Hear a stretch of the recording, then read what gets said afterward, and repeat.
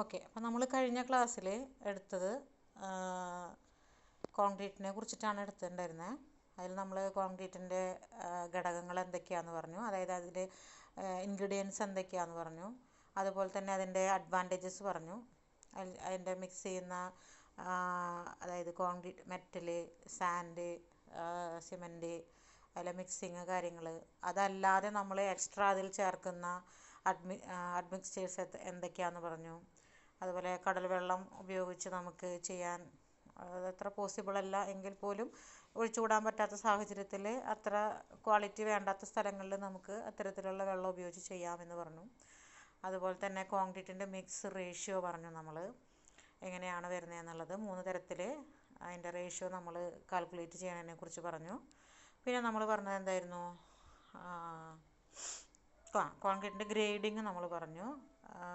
M5 മുതൽ M25 വരെ വരുന്ന കോൺക്രീറ്റിൻ്റെ ഗ്രേഡിങ്ങിനെ കുറിച്ച് പറഞ്ഞു. പിന്നെ അഗ്രിഗേറ്റിൻ്റെ ഗ്രേഡിങ്, ഇവിടം വരെയാണ് നമ്മൾ പറഞ്ഞ് നിർത്തിയിട്ടുണ്ടായിരുന്നത് അല്ലേ. ഇവിടം വരെയാണ് ഇന്നലത്തെ ക്ലാസ്സിൽ നമ്മൾ പറഞ്ഞു നിർത്തിയത്. ഇന്ന് നമ്മൾ തുടങ്ങാൻ പോകുന്നത് വാട്ടർ സിമെൻറ്റ് റേഷ്യോ. ഇവിടെ നിന്നാണ് നമ്മൾ തുടങ്ങാൻ പോകുന്നത്. അപ്പോൾ ഞാൻ കഴിഞ്ഞ കുറച്ച് ക്ലാസ്സുകളിലായിട്ട്, അതായത് ഈ സിമെൻറ്റിൻ്റെ ക്ലാസ് എടുക്കുന്ന സമയത്തും അതുപോലെ തന്നെ ഇപ്പോൾ നമ്മൾ മോർട്ടാർ എടുക്കുന്ന സമയത്തും ഒക്കെ ഈ ഒരു കാര്യം ഞാൻ നിങ്ങളോട് ഇടയ്ക്ക് പറയാറുണ്ട്, ഈ വാട്ടർ സിമെൻറ്റ് റേഷ്യോയുടെ പ്രത്യേകത എന്താണെന്നുള്ളത്. വാട്ടർ സിമെൻറ്റ് റേഷ്യോ എന്ന് പറയുമ്പോൾ പറഞ്ഞു, ഇപ്പോൾ മോർട്ടാർ ആയാലും കോൺക്രീറ്റ് ആയാലും ഈ സിമെൻറ്റും മെറ്റലുമാണ് വെള്ളവുമാണ് നമുക്ക് ഇതിനെ ഒരു ഉറച്ച ഒരു പ്രൊഡക്റ്റാക്കിയിട്ട് നമുക്ക് മാറ്റിത്തരുന്നത് അല്ലേ. അതായത് സിമെൻറ്റിൽ വെള്ളം ചേർക്കുമ്പോൾ ഉണ്ടാകുന്ന ഒരു രാസപ്രവർത്തനം, ഈ രാസപ്രവർത്തനത്തിൻ്റെ ഫലമായിട്ടാണ് ഇത് ഉറച്ചൊരു പ്രൊഡക്റ്റായിട്ട് മാറുന്നത്, ഈ കോൺക്രീറ്റായിട്ട് നമുക്ക് കിട്ടുന്നത്. അപ്പോൾ അതുകൊണ്ട് തന്നെ ഇതിൽ ചേർക്കുന്ന വെള്ളത്തിൻ്റെ അളവിനും അതുപോലെ തന്നെ സിമെൻറ്റിൻ്റെ അളവിനും അവർ തമ്മിലൊരു ബന്ധമുണ്ട്. ആ ബന്ധം കറക്റ്റ് ആയില്ലെങ്കിൽ അതിൻ്റെ നിലനിൽപ്പ് തന്നെ ബുദ്ധിമുട്ടാണ് എന്ന് നമുക്ക് പറയാൻ പറ്റും. അപ്പോൾ എന്താണ് വാട്ടർ സിമെൻറ്റ് റേഷ്യോ എന്ന് പറയുന്നത്? അതായത് നമ്മൾ അതിൻ്റെ അകത്തിട്ടിട്ടുള്ള മെറ്റലിനെയും മണലിനെയും, അതായത് നമ്മുടെ കോഴ്സ് അഗ്രിഗേറ്റും അതുപോലെ തന്നെ ഫൈൻ അഗ്രിഗേറ്റിനെയും തമ്മിൽ കൂട്ടിച്ചേർക്കുന്ന ഒരു ബൈൻഡിങ് മെറ്റീരിയലാണ് സിമെൻ്റ് എന്ന് നമ്മൾ തുടക്കം മുതലേ പറയുന്നുണ്ട്. അപ്പോൾ ആ ബൈൻഡിങ് മെറ്റീരിയൽ ആവണമെന്നുണ്ടെങ്കിൽ നമ്മളതിൽ എന്ത് ചേർക്കണം? വെള്ളം ചേർക്കണം. അപ്പോൾ ഇത് രണ്ടും തമ്മിലുള്ളൊരു റേഷ്യോ നമുക്ക് വളരെയധികം ഇമ്പോർട്ടൻ്റ് ആണ്. അപ്പോൾ അതിനെക്കുറിച്ച് എന്താണ് പറയുന്നതെന്ന് നമുക്ക് നോക്കാം. കോൺക്രീറ്റ് നിർമ്മാണ ഘട്ടത്തിൽ സിമെൻറ്റിൽ രാസപ്രവർത്തനം ഉണ്ടാക്കുന്നതും സിമെൻറ്റും ചേരുവകളുമായി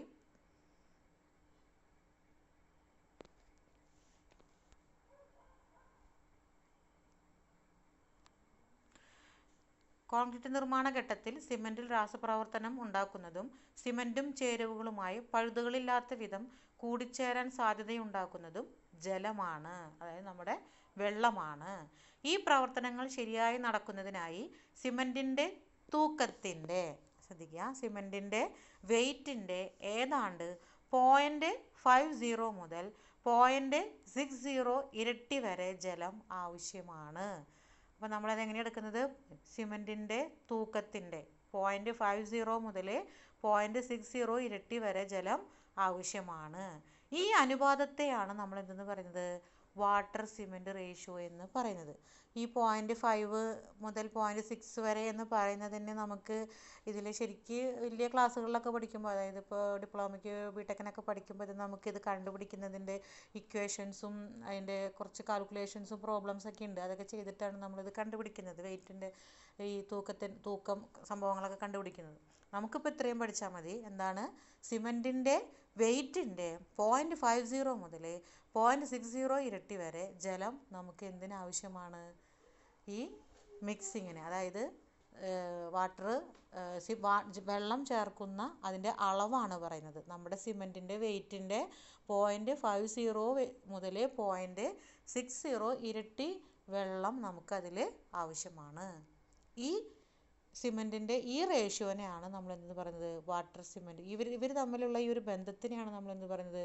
വാട്ടർ സിമെൻറ്റ് റേഷ്യോ എന്ന് പറയുന്നത്. അപ്പോൾ സിമെൻറ്റിൻ്റെ തൂക്കത്തിൻ്റെ 0.50 മുതൽ 0.60 ഇരട്ടി വരെ വെള്ളം നമ്മൾ എന്തിനു വേണ്ടി ഉപയോഗിക്കണം? ഇതിൻ്റെ മിക്സിന് വേണ്ടി നമ്മൾ ഉപയോഗിക്കണം. ഇനി എന്താണ് അടുത്തത് പറഞ്ഞത്? നിർമ്മാണ ഘട്ടത്തിൽ ആവശ്യത്തിൽ കൂടുതൽ ജലം ചേർത്താൽ അത് കോൺക്രീറ്റിനുള്ളിൽ നിന്നും ബാഷ്പീകരിച്ച് ചെറിയ വായു അറകളുണ്ടാക്കി ബലക്ഷയം ഉണ്ടാകുന്നു. നമ്മൾ കണ്ടിട്ടുണ്ടാവൂലേ അതിൻ്റെ അകത്ത് ഇങ്ങനെ ചെറിയ ചെറിയ ഹോളുകൾ പോലെ വരുന്നത്. നനവും സൂര്യപ്രകാശവും ഒരുപോലെ തട്ടിക്കൊണ്ടിരിക്കുന്ന പുറത്തുള്ള നേരിയ തരം കോൺക്രീറ്റ് നിർമ്മാണത്തിന് വാട്ടർ സിമെൻറ്റ് റേഷ്യോ 0.45 കട്ടി കൂടിയ തരം കോൺക്രീറ്റ് നിർമ്മാണത്തിന് 0.55 ആയിരിക്കണം. അതിൻ്റെ വാട്ടർ സിമെൻറ്റ് റേഷ്യോ എന്ന് പറയുന്നത്. അതായത് എപ്പോഴും നനവ് തട്ടിയും ചൂട് തട്ടിയും മാറി മാറി, അതായത് പുറത്തെ വർക്കുകളൊക്കെ നമ്മൾ ചെയ്യുന്ന കനം കുറഞ്ഞ സ്ലാബുകളാണെന്നുണ്ടെങ്കിൽ അതിന് 0.45, അതല്ല കട്ടി കൂടിയ കോൺക്രീറ്റ് ആണെന്നുണ്ടെങ്കിൽ 0.45 0.55 നമ്മൾ ഉപയോഗിക്കണം എന്നാണ് പറയുന്നത്. അതിൻ്റെ വെയിറ്റിൻ്റെ എന്താ പറയുക, സിമെൻറ്റിൻ്റെ വെയിറ്റിൻ്റെ ഇത്രയും ഇരട്ടി വെള്ളമാണ് നമ്മളതിനെ ഉപയോഗിക്കേണ്ടതെന്ന്. ജലത്തിൽ മുങ്ങി നിൽക്കുന്ന നേരിയ തരം കോൺക്രീറ്റ് നിർമ്മാണത്തിന് വാട്ടർ സിമെൻറ്റ് റേഷ്യോ എത്രയാണ് വരുന്നത്? 0.55. കട്ടി കൂടിയ തരമാണെങ്കിൽ അതിന് 0.65 കൊടുക്കണമെന്ന് പറയുന്നുണ്ട്. അതായത് നമ്മൾ കൊടുക്കുന്ന സിമെൻറ്റിൻ്റെ, നമ്മൾ എത്രയാണോ സിമെൻറ്റ് കൊടുക്കുന്നത് അതിൻ്റെ വെയിറ്റിൻ്റെ ആ വെയിറ്റിൻ്റെ ഇരട്ടി, ഇപ്പോൾ ഈ പറഞ്ഞ അത്രയും ഇരട്ടി വെള്ളമാണ് നമ്മൾ ഓരോ മിക്സ്ചറും തയ്യാറാക്കുമ്പോൾ ഉപയോഗിക്കേണ്ടത് എന്നാണ് പറയുന്നത്. അതിൽ മെയിനായിട്ട് അതിൻ്റെ കോമൺ ആയിട്ട് നമ്മൾ യൂസ് ചെയ്യുന്നതാണ് 0.50 മുതൽ 0.60 ഇരട്ടി. ഇത് എപ്പോഴും ഓർമ്മയിൽ വെക്കണം. വൺ വേർഡിലൊക്കെ ചിലപ്പോൾ ചോദിക്കാൻ സാധ്യതയുള്ളതാണ്. അതായത് വാട്ടർ സിമെൻറ്റ് റേഷ്യോ എന്ന് പറഞ്ഞാൽ അതായത് സിമെൻറ്റിൻ്റെ വെയിറ്റിൻ്റെ, കാരണം ഇത് കോൺസ്റ്റൻ്റ് ആണ് 0.50 മുതൽ 0.60 എന്ന് പറയുന്നത്. ഈ കോൺസ്റ്റൻ്റ് നമ്മൾ ഇക്വേഷൻസ് പ്രോബ്ലംസ് ഒക്കെ ചെയ്ത് കണ്ടുപിടിച്ചിട്ടുള്ളതാണ്. അപ്പോൾ ഇത് കോൺസ്റ്റൻ്റ് ആയതുകൊണ്ട് തന്നെ നമ്മളത് പഠിച്ചു വെച്ചിരിക്കുന്നത്. ചിലപ്പോൾ വൺ വേർഡ് ക്വസ്റ്റ്യനിൽ ചോദിക്കാൻ സാധ്യതയുള്ളതാണ്. വാട്ടർ സിമെൻറ്റ് റേഷ്യോ എന്ന് പറയുന്നത് സിമെൻറ്റിൻ്റെ വെയിറ്റിൻ്റെ 0.50 മുതൽ 0.60 ഇരട്ടി വരെ വെള്ളം നമ്മൾ ഉപയോഗിക്കേണ്ടതാണ്. അല്ലെങ്കിൽ ഏത് മിക്സാണ് ഉപയോഗിക്കുന്നത് അതിന് വേണ്ടിയിട്ട് നമ്മൾ അത്രയും വെള്ളം നമ്മൾ ഉപയോഗിക്കേണ്ടതാണ്. പിന്നെ അതിന് താഴെ പറയുന്ന നിയമം അനുസരിച്ചും ചേർക്കേണ്ട ജലത്തിൻ്റെ അളവെന്ന് പറഞ്ഞിട്ട് അവർ വേറൊരു മെത്തേഡും കൂടി നമ്മളോട് പറഞ്ഞു തരുന്നുണ്ട്. അതായത് വെള്ളത്തിൻ്റെ വെയിറ്റ് കണ്ടുപിടിക്കാൻ വേണ്ടിയിട്ട് സിമെൻറ്റിൻ്റെ തൂക്കത്തിൻ്റെ 28% അതിൻ്റെ കൂടെ ബാക്കി ചേർക്കുന്ന ചേരുവകൾ എന്ന് പറഞ്ഞാൽ ഏതൊക്കെയാണ്? സിമെൻ്റ് അല്ലാതെ വരുന്നത് കോഴ്സ് അഗ്രിഗേറ്റ്, ഫൈൻ അഗ്രിഗേറ്റ് ഒക്കെയാണ് അല്ലേ. അപ്പോൾ അതിൻ്റെ തൂക്കത്തിൻ്റെ 4% വെള്ളവും നമ്മൾ അത് രണ്ടും കൂടി പ്ലസ് ചെയ്തിട്ട് നമുക്കിതിൽ സിമെൻറ്റിൻ്റെ വാട്ടറിൻ്റെ എത്ര വെള്ളം ഉപയോഗിക്കണം എന്നുള്ളത് നമുക്ക് കണ്ടുപിടിക്കാമെന്ന് പറയുന്നുണ്ട്. അപ്പോൾ രണ്ട് രീതികൾ അതിലവർ പറയുന്നുണ്ട്. സിമെൻറ്റിൻ്റെ തൂക്കത്തിൻ്റെ 30%, അതുപോലെ ചേരുവകളുടെ അല്ലെങ്കിൽ അതിൽ ചേർക്കുന്ന മറ്റ് ഇൻഗ്രീഡിയൻസിൻ്റെ തൂക്കത്തിൻ്റെ 5% എന്ന് നമ്മൾ അത് ഏത് രീതിയിൽ വേണമെന്നുണ്ടെങ്കിൽ എടുക്കാമെന്നുള്ളതാണ് പറയുന്നത്. വാട്ടർ സിമെൻറ്റ് റേഷ്യോ വ്യത്യാസപ്പെടുന്നതിനനുസരിച്ചിട്ട് കോൺക്രീറ്റിലെ കംപ്രസീവ് സ്ട്രെങ്ത്തിൽ മാറ്റം വരുന്നു. ആ മാറ്റം താഴെ നിങ്ങൾക്ക് പട്ടികയിൽ തന്നിട്ടുണ്ട്. അതായത് നമ്മൾ കൊടുക്കുന്ന റേഷ്യോ അനുസരിച്ചിട്ട് ഇതിൻ്റെ കംപ്രസീവ് സ്ട്രെങ്ത് എന്താണെന്നുള്ളത് ഒരുപാട് തവണ പറഞ്ഞതാണ് അല്ലേ. കംപ്രസീവ് മെഷീനിലിട്ടിട്ട് നമ്മൾ മെഷീനിൽ വെച്ചിട്ട് ഈ കോൺക്രീറ്റിൻ്റെ ബ്ലോക്കിനെ ഇപ്പോൾ ഓരോ ടൈപ്പ് റേഷ്യോയിലും നമ്മൾ എന്ത് തയ്യാറാക്കും? ഇപ്പോൾ മോർട്ടാറിൻ്റെ ആണെന്നുണ്ടെങ്കിൽ മോർട്ടാർ തയ്യാറാക്കും, അതല്ലാന്നുണ്ടെങ്കിൽ കോൺക്രീറ്റിൻ്റെ ആണെന്നുണ്ടെങ്കിൽ നമ്മൾ കോൺക്രീറ്റ് തയ്യാറാക്കും. ഓരോ റേഷ്യോയിലും നമുക്ക് തയ്യാറാക്കാം. അപ്പോൾ 0.45 എന്ന് പറഞ്ഞു, 0.55 എന്ന് പറഞ്ഞു, 0.60 എന്ന് പറഞ്ഞു, 0.65 എന്ന് പറഞ്ഞു. അപ്പോൾ ഈ ഓരോ റേഷ്യോയിലും നമുക്ക് എന്ത് തയ്യാറാക്കാം? ഈ കോൺക്രീറ്റ് ബ്ലോക്കുകൾ നമുക്ക് തയ്യാറാക്കാം. അതിനുശേഷം നമ്മൾ എന്ത് ചെയ്യാണ്? അതിനെ ഈ കംപ്രസീവ് മെഷീനിൽ വെച്ചിട്ട്, കംപ്രസീവ് സ്ട്രെങ്ത് ചെക്ക് ചെയ്യുന്ന മെഷീനിൽ വെച്ചിട്ട് നമ്മൾ എന്ത് ചെയ്യാണ്? ഇതിൻ്റെ കംപ്രഷൻ കൊടുത്തിട്ട് ഇതിന് എത്ര നമുക്ക് ന്യൂട്ടണായിട്ടാണ് ഇതിന് വെയിറ്റ് കിട്ടണേന്നുള്ളത് നമ്മൾ ചെക്ക് ചെയ്യണമെന്നാണ്. അപ്പോൾ അത് ചെയ്യുന്ന സമയത്ത് കംപ്രസീവ് സ്ട്രെങ്ത് എടുക്കുന്ന സമയത്ത് വാട്ടർ സിമെൻറ്റ് റേഷ്യോ പല രീതിയിൽ വ്യത്യാസപ്പെടുത്തിയിട്ട് അവർ കൊടുത്തിട്ടുള്ള വാട്ടർ സിമെൻറ്റ് റേഷ്യോ കൊടുത്തിട്ടുണ്ട്. അത് 7 ദിവസം കഴിയുമ്പോൾ കിട്ടുന്ന അതിൻ്റെ വെയിറ്റും 28 ദിവസം കഴിയുമ്പോൾ കിട്ടുന്ന അതിൻ്റെ വെയിറ്റും ഇതിൽ കൊടുത്തിട്ടുണ്ട്.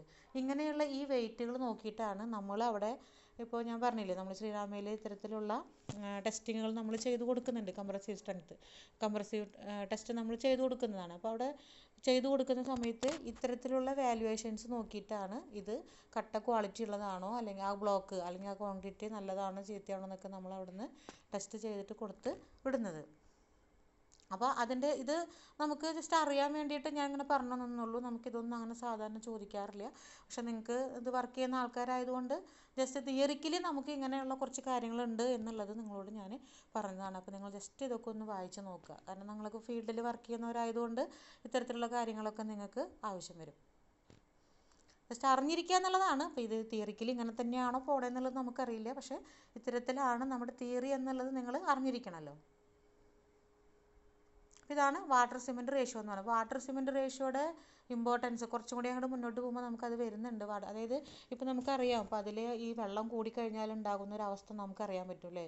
വെള്ളം കൂടിക്കഴിഞ്ഞാൽ എന്താ ഉണ്ടാവുക? ഒരുപാട് വെള്ളം കൂടിക്കഴിഞ്ഞാൽ സിമെൻറ്റൊക്കെ മണലിൽ നിന്നും മെറ്റലിൽ നിന്നും ഒലിച്ചു പോകും അല്ലേ. അതല്ല, ഒരു പരിധിയിൽ കൂടുതൽ ഒരു ഇത്തിരി വെള്ളം കൂടി നിന്നാൽ തന്നെ നേരത്തെ പറഞ്ഞ പോലെ ഈ വായുറകൾ പോലെ ഉണ്ടായിട്ട് അതിന് ബാഷ്പീകരിച്ച് നമുക്കിങ്ങനെ കുറേ കുമിളകൾ പോലെ വന്ന് നിൽക്കും. പിന്നെ ഇത് ഉണങ്ങണ സമയത്ത് ഈ കുമിള പോയി കഴിഞ്ഞാൽ അവിടെ ഒരു ഹോള് പോലെ ഇങ്ങനെ നിൽക്കും. ഒരു പൊത്തായിട്ട് ഇങ്ങനെ നിൽക്കും, ചെറിയ ചെറിയ ഹോളുകളായിട്ട് നിൽക്കും. അപ്പോൾ അത് കോൺക്രീറ്റിൻ്റെ ബലക്ഷയം ഉണ്ടാക്കുന്നു നമ്മൾ നേരത്തെ തന്നെ പറഞ്ഞതാണ്. അപ്പോൾ അത്തരത്തിലുള്ള ഇനിയിപ്പോൾ വെള്ളം കുറഞ്ഞാലും പ്രശ്നമാണ്. കറക്റ്റായിട്ട് ഇതിൻ്റെ ആ ഒരു സെറ്റിങ് കറക്റ്റായിട്ട് നടക്കൂല. അപ്പോഴും ഇത് കോൺക്രീറ്റിന് അത്ര ബലമുള്ളതായിട്ട് നമുക്ക് പറയാൻ പറ്റില്ല. അപ്പോൾ അതുകൊണ്ടാണ് ഈ വാട്ടർ സിമെൻറ്റ് റേഷ്യോയ്ക്ക് ഇത്രയധികം ഇമ്പോർട്ടൻസ് വരുന്നത്.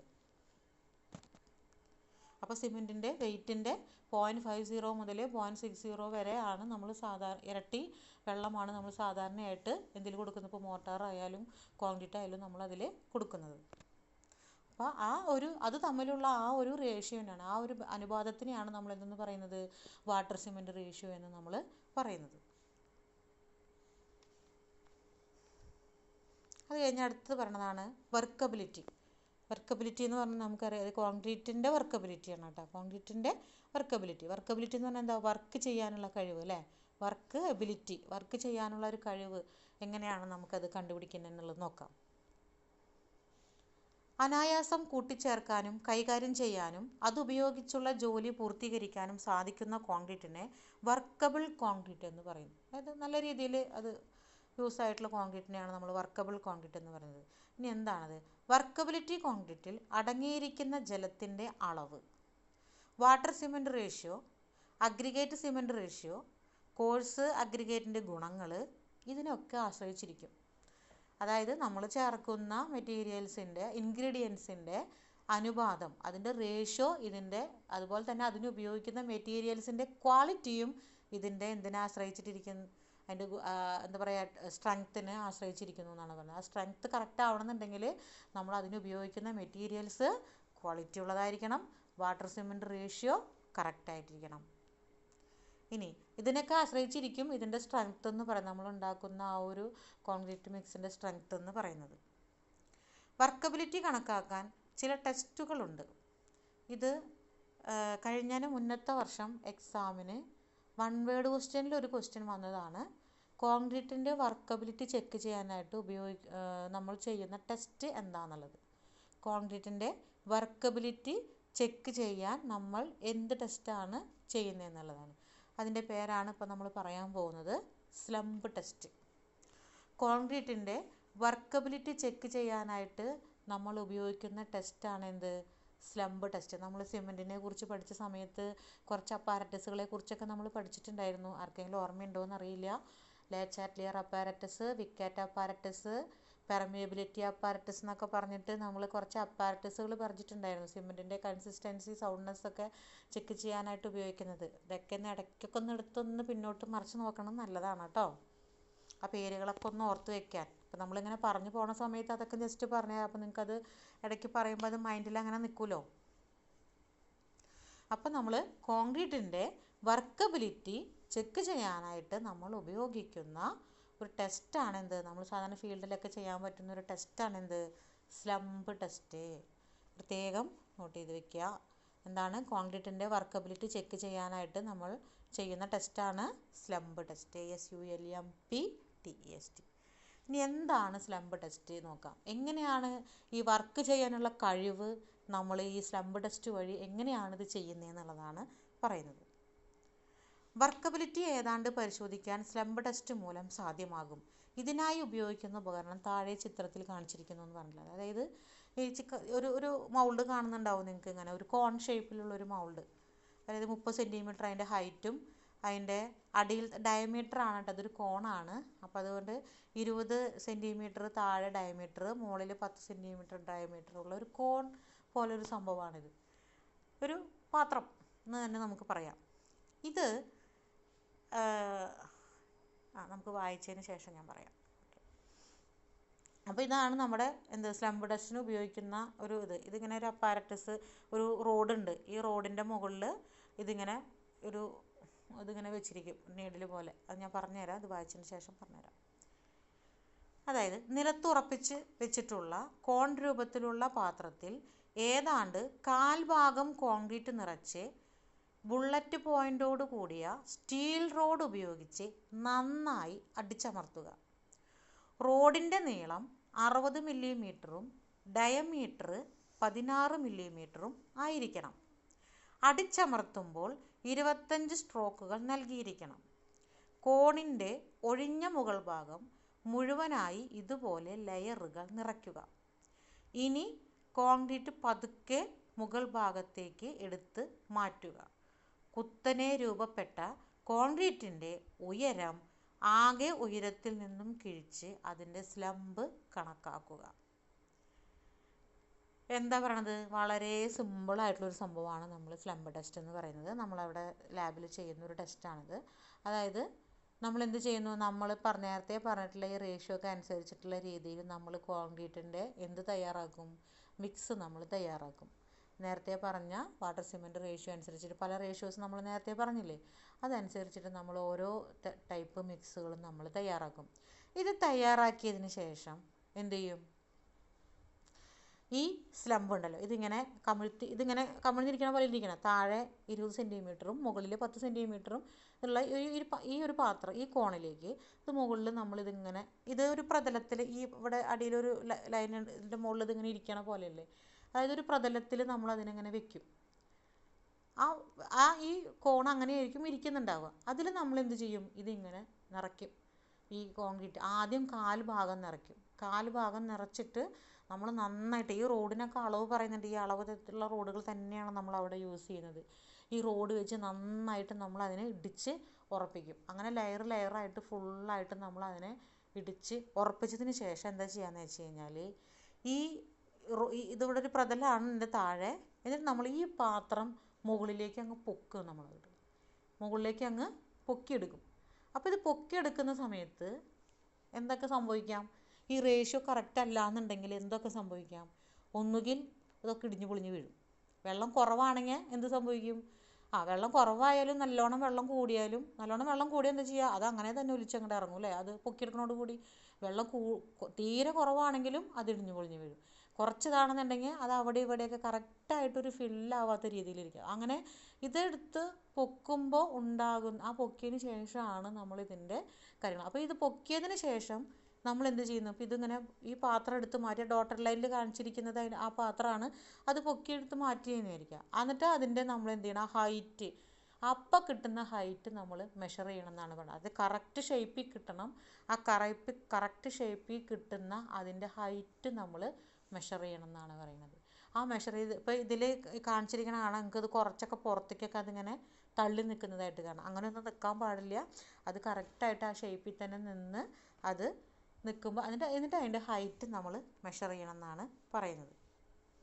അപ്പോൾ ഈ മെഷർ ചെയ്ത് കഴിഞ്ഞിട്ട് ഇപ്പോൾ മൊത്തത്തിലുള്ളതിൻ്റെ ഈ പാത്രത്തിൻ്റെ ഹൈറ്റ് എന്ന് പറയുന്നത് 30 എന്നാണ് പറയുന്നത്.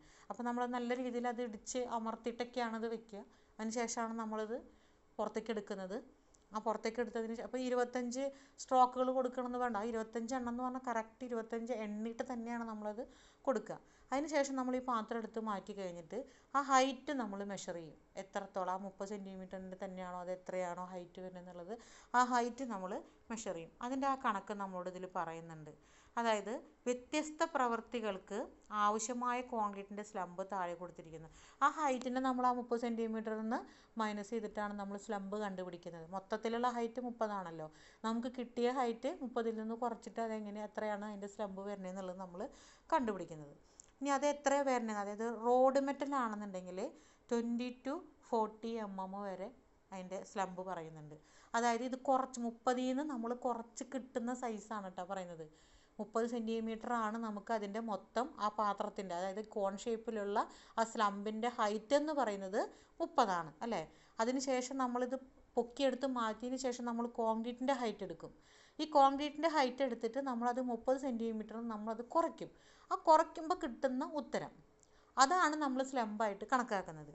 ആ സ്ലംബാണ് നമ്മളോട് ഇതിൽ പറയുന്നത് എന്ത്, റോഡിൻ്റെ ഇതിന് മെറ്റൽ വർക്കിന് ഉപയോഗിക്കുന്നതാണെങ്കിൽ നമ്മൾ 20 to 40 mm, 40 സെൻറ്റിമീറ്റർ അല്ലാട്ട mm ആണ്. 20 മുതൽ 40 മില്ലിമീറ്റർ വരെ നമുക്ക് ആവാം. ഇനി മാസ് കോൺക്രീറ്റ് എന്ന് പറഞ്ഞാൽ എന്താ, നല്ല റിച്ച് ആയിട്ടുള്ള കോൺക്രീറ്റാണ് നമ്മൾ കുറച്ചുകൂടി നല്ല റിച്ച് ആയിട്ടുള്ള കോൺക്രീറ്റാണ് നമ്മൾ തയ്യാറാക്കുന്നതെങ്കിൽ അതിന് എത്ര സ്ലംബ് വരാം, 25 to 50 വരെ നമുക്ക് അതിൻ്റെ സ്ലംബ് വരാം. ഇനി ബീം സ്ലാബുകൾക്കൊക്കെ ആണെന്നുണ്ടെങ്കിൽ 50 to 100 mm വരെ അതിൻ്റെ സ്ലംബ്. 100 mm എന്നൊക്കെ പറഞ്ഞാൽ 100 മില്ലിമീറ്റർ എന്നൊക്കെ പറഞ്ഞാൽ എത്ര വരും, 10 സെൻറ്റിമീറ്റർ അല്ലേ. പിന്നെ എന്താ പറയുക, RCC. ഇനിയിപ്പോൾ RCCക്ക് വേണ്ടിയിട്ടാണ് നമ്മൾ തയ്യാറാക്കുന്നതെങ്കിൽ 80 മുതൽ 150 മില്ലിമീറ്റർ വരെ അതിൻ്റെ സ്ലംബ് നമുക്ക് വരാം. അത്രയും 150 ആവണം എന്നല്ല കേട്ടോ പറയണത്, 80 മുതൽ 150 മില്ലിമീറ്റർ വരെ ആയാലും കുഴപ്പമില്ല എന്നുള്ളത്. ഇനി ആർച്ച്, ടണൽ അങ്ങനെയുള്ള വർക്കുകൾക്കാണെങ്കിൽ 90 മുതൽ 100 മില്ലിമീറ്റർ വരെ ആവാം. അപ്പോൾ അതായത് നമുക്ക് ഈ സ്ലംബ് ടെസ്റ്റ് നമുക്കത് സൈറ്റിൽ വെച്ചിട്ടായാലും ചെയ്യാൻ പറ്റുന്നൊരു ടെസ്റ്റാണിത്. അപ്പോൾ ഈ ടെസ്റ്റിൻ്റെ ഹൈറ്റ് നമ്മൾ എടുക്കുമ്പോൾ ഇത് നമ്മൾ എടുക്കുന്നത് ഈ പാത്രത്തിൽ, ഈ കോൺ ഷേപ്പിലുള്ള ഈ പാത്രത്തിൽ നമ്മൾ പല നമ്മൾ തയ്യാറാക്കിയിട്ടുള്ള കോൺക്രീറ്റ് മിക്സ്ചർ നമ്മളിതിൻ്റെ അകത്തേക്കിട്ട് നന്നായി ഇടിച്ചുറപ്പിച്ച്, ആദ്യം കാൽഭാഗത്തിലാണ് ഇടുന്നത് കേട്ടോ, അല്ലാതെ ആദ്യം തന്നെ ഫുള്ളായിട്ട് ഇട്ടിട്ട് ഇടിച്ചുറപ്പിക്കുകയല്ല ചെയ്യുന്നത്. ആദ്യം കാൽഭാഗത്തോളം ഇടുന്നു, അതിനുശേഷം ഇടിച്ചുറപ്പിക്കുന്നു, 25 സ്ട്രോക്കൊക്കെ കൊടുക്കും. അതിനുശേഷം വീണ്ടും അടുത്ത ലെയർ ഇടും, വീണ്ടും ഇടിച്ചുറപ്പിക്കും, വീണ്ടും അടുത്ത ലെയർ ഇടും. അങ്ങനെ നമ്മൾ ഫുള്ളായിട്ട് നമ്മളിത് നല്ല രീതിയിൽ ഇടിച്ച് ഉറപ്പിച്ച് നല്ല രീതിയിലാക്കിയതിന് ശേഷം നമ്മൾ എന്ത് ചെയ്യണം, ഈ സ്ലംബ് നമ്മൾ മുകളിലേക്ക് പൊക്കിയെടുക്കുകയാണ്. ആ പൊക്കിയെടുത്തതിന് ശേഷം നമുക്കതിലവിടെ ഹൈറ്റ് മെഷർ ചെയ്യാനുള്ള ഒരു സംഭവമുണ്ട്. അത് വെച്ചിട്ട് നമ്മൾ അതിൻ്റെ ഹൈറ്റ് മെഷർ ചെയ്യും. എന്നിട്ട് ഈ 30 സെൻറ്റിമീറ്ററിൽ നിന്ന് നമുക്കത് എത്രയാണോ അത് കിട്ടുന്നത് അതാണ് നമ്മൾ സ്ലംബായിട്ട് കണക്കാക്കുന്നത്. അതിനനുസരിച്ചിട്ടാണ് ഇതിൻ്റെ വർക്കബിലിറ്റി കാര്യങ്ങൾ, ഇത് വർക്ക് ചെയ്യാൻ പറ്റുന്നതാണോ അല്ലയോ എന്നുള്ളത് നമ്മൾ കണക്കാക്കുന്നത്. ആ സ്ലംബാണ് നമുക്ക് എത്ര വരണം, ഓരോ വർക്കിനനുസരിച്ചിട്ട് എങ്ങനെ വരണം എന്നുള്ളതാണ് നമ്മളോട് ഇപ്പോൾ താഴെ പറഞ്ഞിട്ടുള്ളത്. ഈ രീതിയിൽ ഇത്രയും ഒരു മെഷർമെൻറ്റിലാണ് നമുക്കത് കിട്ടുന്നത് എന്നുള്ളതാണ് നമ്മളോട് പറയുന്നത്. അപ്പോൾ അങ്ങനെയാണ്, അതാണ് സ്ലംബ് ടെസ്റ്റ് എന്ന് പറയുന്നത്. അതായത് നമുക്ക് സൈറ്റിലായാലും ചെയ്യാൻ പറ്റുന്ന കോൺക്രീറ്റിൻ്റെ വർക്കബിലിറ്റി ടെസ്റ്റ് ചെയ്യുന്ന സ്ലംബ് ടെസ്റ്റ് എന്ന് പറയുന്നത്. മനസ്സിലായിട്ടുണ്ടാവുമെന്ന് ഞാൻ വിചാരിക്കുന്നു. അടുത്തതാണ് കോൺക്രീറ്റ് ഘടകങ്ങളുടെ മിക്സിംഗ്, അത് mixing of materials of concrete. Concrete നിർമ്മാണത്തിനുള്ള വസ്തുക്കളെല്ലാം വളരെ നന്നായി കൂട്ടിച്ചേർത്താൽ മാത്രമേ നിർമ്മാണ ഘട്ടത്തിൽ കോൺക്രീറ്റ് മാറ്റി